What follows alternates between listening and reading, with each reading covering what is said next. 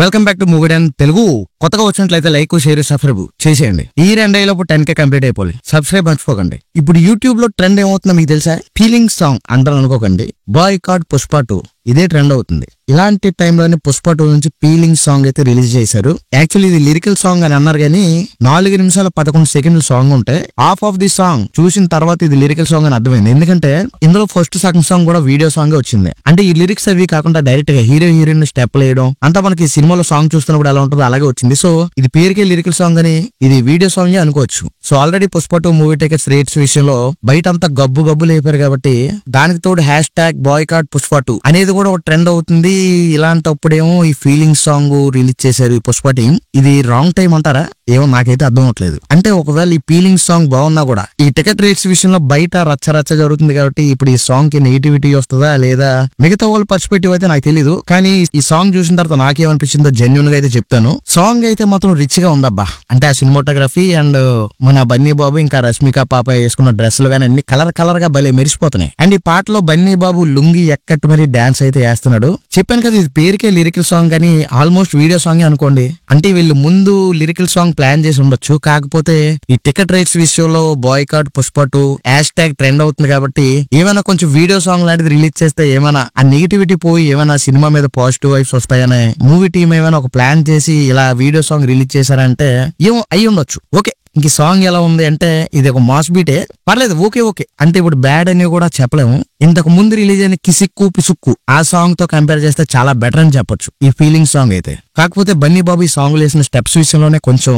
Concern అయితే ఉంది. ఎందుకంటే బాబు ఏమైనా కొంచెం వెయిట్ గెయిన్ అయ్యాడా అనిపిస్తుంది ఈ స్టెప్స్ చూస్తుంటే. అంటే మన బన్నీ బాబు కొంచెం ఇబ్బంది పడుతున్నాడు, అంత క్విక్ గా మూవ్ అవ్వలేకపోతున్నాడు అనమాట. డాన్స్ మూమెంట్స్ చూసినప్పుడు నాకైతే అలా అనిపించింది. అండ్ ఈ సాంగ్ లో ఏమైనా పెద్ద ఫ్లా ఏమైనా ఉందా అంటే ఎస్ ఉంది. ఎందుకంటే ఈ సాంగ్ పాడిన సింగర్ ఎవరైనా చూస్తే శంకర్ బాబు కందుకూరి అంట. సో అతను ఇంతకు ముందు ఏ సాంగ్స్ పాడారో నాకు తెలియదు కానీ ఇండివిజువల్ గా చూస్తే వాయిస్ బానే ఉంది. కాకపోతే ఆ వాయిస్ అల్లు అర్జున్ కి అయితే అస్సలు షూట్ అవ్వలేదు. ఇదొకటి అయితే నాకు ఫ్లా అనిపించింది. ఇంక డాన్స్ ఎవరు కొరియోగ్రఫీ చేశారా అని చూస్తే ఇంకెవరో మన శేఖర్ మాస్టర్ చేశారు. కాకపోతే శేఖర్ మాస్టర్ రేంజ్ కి తగిన విధంగా అయితే డాన్స్ కంపోజిషన్ అయితే లేదనే ఫీలింగ్ అయితే నాకు వచ్చింది. అంటే ఇదేదో ఆల్రెడీ సినిమా మీద కొంచెం నెగిటివిటీ వచ్చింది కాబట్టి నేను కూడా నెగిటివ్ గా మాట్లాడాలని చెప్తుంది ఏం కాదు. బాగుంటే బాగుందని జెన్యున్ గా చెప్తాను.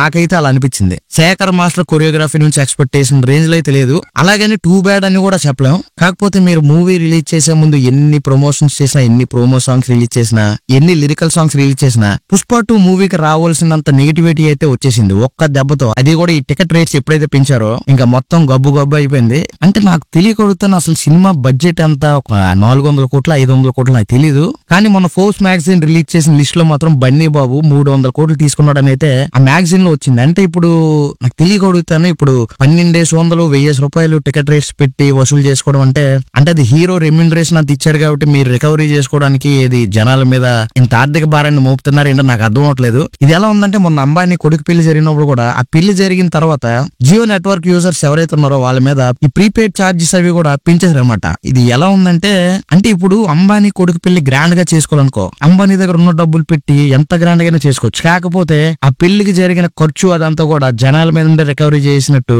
ఇప్పుడు కూడా నాకు అదే ఫీలింగ్ వస్తుంది. ఎందుకంటే అల్లు అర్జున్ గారికి మీరు 300 కోట్లు రెమ్యూనరేషన్ ఇవ్వచ్చు, 600 కోట్లు కూడా ఇవ్వచ్చు, అది మీ ఇష్టం. కాకపోతే ఆ రికవరీని జనాల మీద వేసి ఇలా టికెట్ల రూపంలో 1200 1000 రూపాయలు 400 500 అని చెప్పి ఇలా తీసుకోవడం అయితే చాలా ఘోరం అనిపిస్తుంది. కొన్ని ఏమైనా కళాఖండం తీసారంటే తీసిందే ఒక రొటీన్ రొట్ట సినిమా. సింపుల్ గా చెప్పాలంటే ఒక లడ్డూలో సినిమా ఇది. ఎందుకంటే ఆల్రెడీ మూవీ అంతా కూడా ప్రెడిక్టబుల్ అయిపోయింది. కొన్ని మూవీ ఏమైనా కల్కి బాహుబలి ఆ రేంజ్ విజువల్ ఎఫెక్ట్స్ అవి ఇవి ఉంటాయి, కొన్ని రేట్లు పెంచారనుకుంటే ఆ మూవీస్ కూడా అంత రేట్లు పెంచలేదే.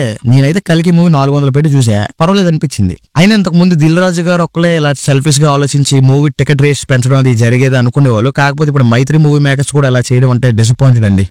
ఇంత జరిగినా కూడా మీరు ఇంకా టికెట్ రేట్స్ తగ్గించడం అంటే మీ ఇష్టం. ఎందుకంటే ఆల్రెడీ మూవీకి రావాల్సినంత నెగిటివిటీ అయితే వచ్చింది. ఇది ఈ రోజు వీడియో. మీకు కానీ వీడియో నచ్చితే లైక్ చేసి మన ఛానల్ సబ్స్క్రైబ్ చేయండి.